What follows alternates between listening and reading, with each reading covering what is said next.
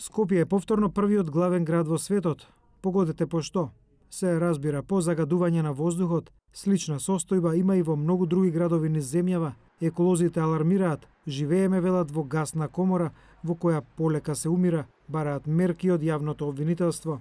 Толку ова може да кажеме дека е и масовен обид за убиство на граѓаните.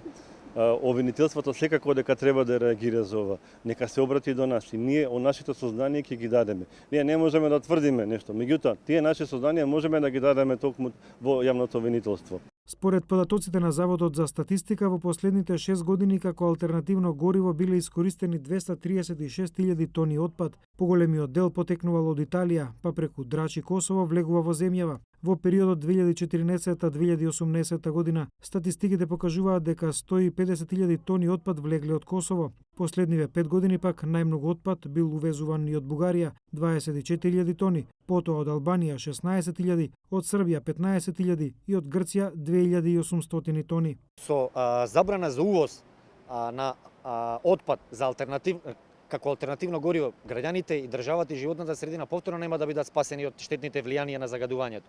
Зошто? Фирмите никој нема да им забрани да продолжат да го увезуваат отпадот како суровина, како репроматеријал за нивните производства. Ние во државата никогаш сме немале математика, не сме имале пресметка колкава суровина, кој бизнис троши, колкав отпад создава. Лошиот квалитет на воздухот оваа зима се забележува и во соседните земји. И државите од ЕУ кон Балканот гледаат како кон регион кој го загадува и нивниот воздух. Според невладината организација Bankwatch, 16 електрани со јаглен на Балканот испуштаат исто толку сулфур диоксид во воздухот колку и сите 250 електрани на јаглен во Европската Унија.